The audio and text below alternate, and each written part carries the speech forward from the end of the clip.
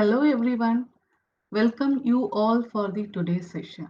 So we are discussing about the data structure concepts.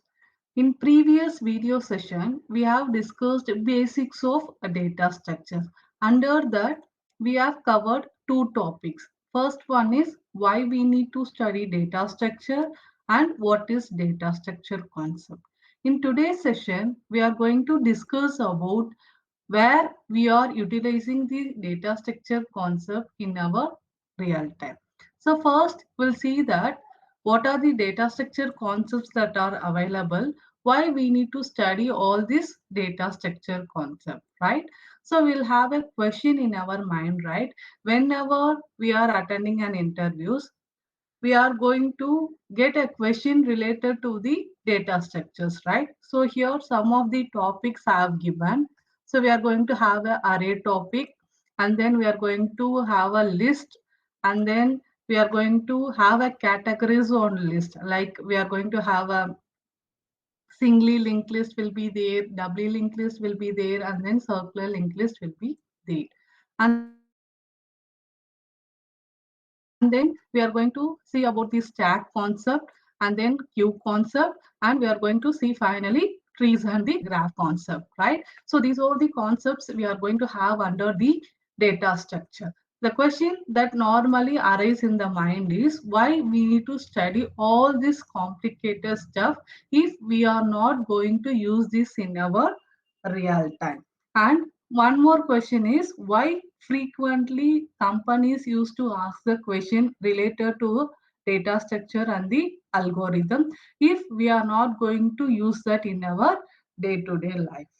Okay, so first we'll start with the application. So what are the applications, real-time applications that we are using? And these applications were built with the help of data structure concepts only. First one, movie ticket booking. Either it could be a movie ticket booking, or else it could be a bus ticket booking, whatever it might be. So here we are using a data structure concept. Many of them doesn't aware of that. So what is the concept that we have used here is array. So why we are using specifically array? We are having various data structures concepts are there. Even though why you are using only the array concept here is normally when we'll go for or when we'll prefer for array concept is if we know the size of the element that we are going to process on it. So in that case only we'll go for array. Similarly, if you are taking online ticket booking for either a bus or a movie, what you will be knowing here is you'll be knowing the number of seats, right? If it is a bus, you'll be knowing that how many seats is going to be available in that. So if it is a theater, there also you are going to see how for each and every screens how many seats is going to be available, so that they have used the array concept here. The next application that we are going to see here is stack. So what is the application that they are using under the stack concept here? You can able to see that the browser is using the stack concept. So how I am saying that browser is using the stack concept here is, so first I've started with the google.com page. So when I've entered into the google.com page, I'm going to search some YouTube page from there. So I'm going to search YouTube. So after searching YouTube, I'm not going to leave as it is. Again, I'm going some other pages from that YouTube. So now I'm going to have some three segments, right? First Google page and then YouTube page. From that YouTube, I'm going to do some other page, right? So if again I want to come back to the Google page, we cannot able to straight away jump over from the third page to the first page. So what we need to do is we need to use some back button. First we need to come again over to the middle page YouTube, and then again we'll go back to the Google page. So this is what stack concept. Okay, so next thing that we are going to see is the music player.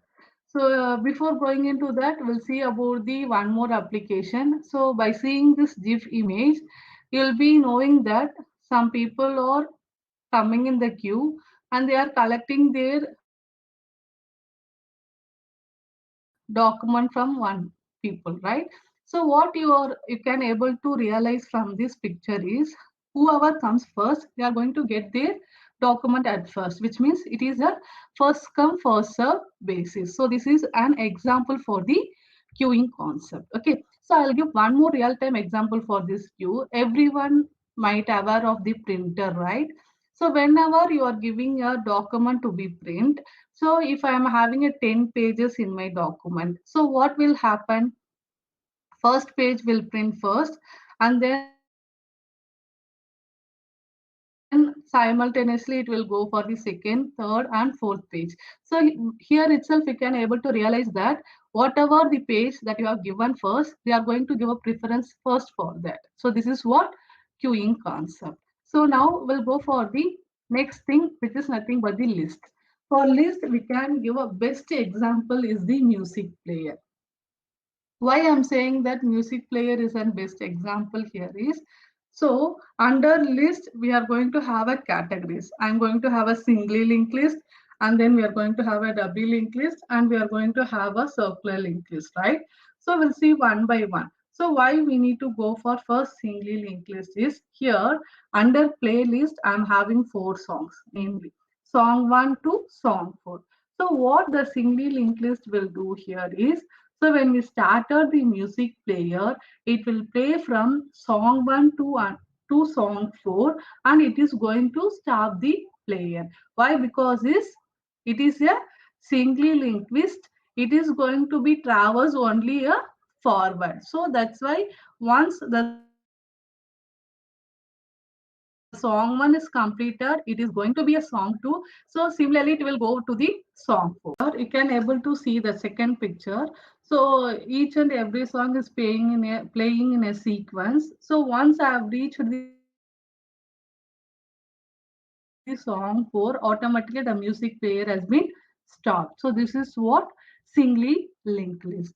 Now we'll see the second category of the list. Second category is the doubly linked list. In the name itself, we can aware that.